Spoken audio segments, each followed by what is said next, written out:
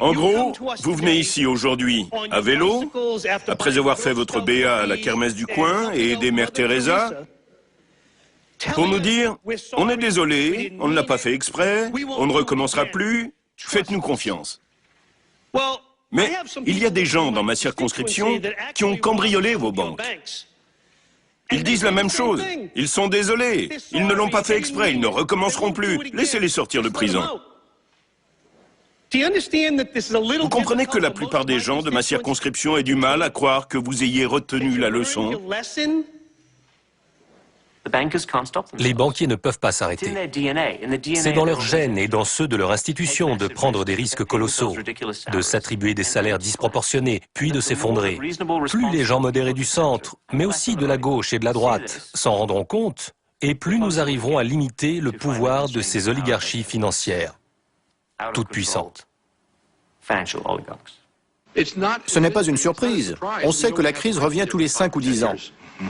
Ma fille m'a demandé un jour, « Papa, c'est quoi une crise financière ?»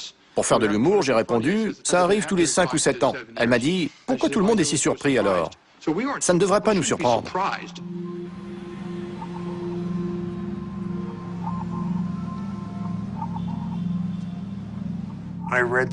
Une fois, j'ai vu un graffiti qui disait « Chaque fois que l'histoire se répète, le prix augmente ».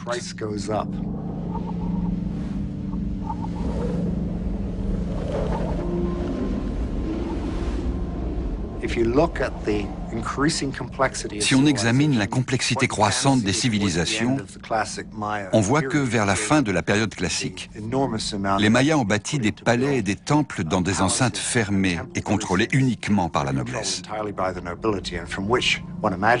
Les paysans en étaient exclus, tout comme aujourd'hui, dans plusieurs pays, les gens ordinaires sont exclus de certaines résidences fermées. On peut imaginer que la population a été déçue par la classe dirigeante quand elle a vu disparaître le contrat social qui les unissait. Avant, les dirigeants étaient perçus comme des médiateurs entre les dieux et les gens du peuple. Ils pouvaient aider à obtenir une météo clémente et de bonnes récoltes. Puis les chefs d'État se sont éloignés du peuple qu'ils affirmaient représenter. C'est un schéma très fréquent dans le monde moderne.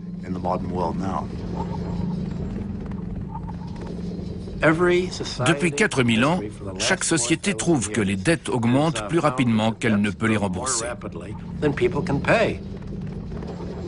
Le problème, c'est que ces sommes sont dues à une petite oligarchie de 10% de la population en haut de l'échelle. Il faudrait annuler la dette envers cette minorité, mais ce n'est pas ce qui se profile. C'est elle qui décide. Elle préfère priver les 90% de la population du droit de vivre que de se priver de l'argent qui lui est dû. Elle préfère dépouiller la planète et décimer la population pour être payée, plutôt que de renoncer à son dû. C'est le combat politique du XXIe siècle.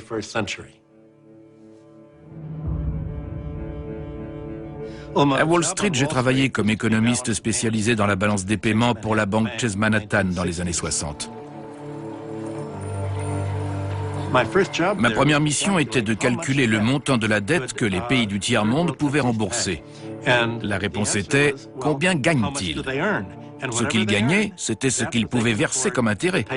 Et notre objectif était de prendre la totalité des gains d'un de ces pays et de dire « Tout ça nous revient, ce sont nos intérêts ». Ne venez pas me raconter vos malheurs. J'entends ça tous les jours. Et très franchement, ça me fatigue. Les faits sont là. En 1973, notre banque vous a accordé un prêt. Et vous ne l'avez toujours pas remboursé. D'accord, vous avez reversé la somme prêtée, mais pas les intérêts, qui à ce jour s'élèvent à 9 fois le montant initial. 9 fois. Alors il faut vous secouer. Les temps sont durs. On doit tous faire des efforts. Et inutile de me regarder comme ça. Nous sommes une banque, pas une œuvre de charité.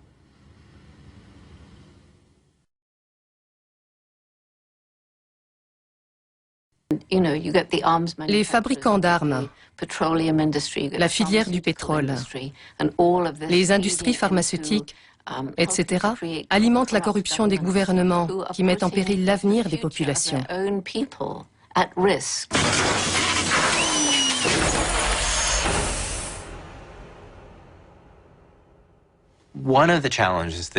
Un des problèmes des humains, c'est qu'ils sont de plus en plus en mesure d'agir comme des dieux.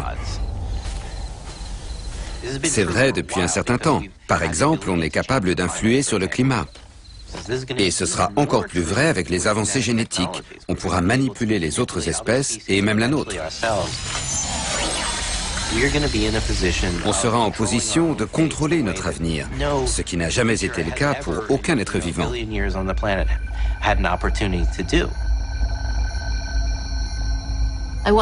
J'ai écrit un poème dans lequel un évêque fou disait « Et l'homme devint Dieu, il devint supérieur à Dieu et à l'homme créé par Dieu. »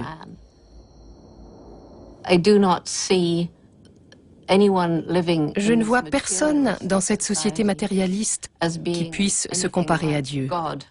Je ne sais pas ce qu'est Dieu, mais même dans mes rêves les plus fous, je n'arrive pas à concevoir un Dieu à l'image d'un être humain de notre société actuelle.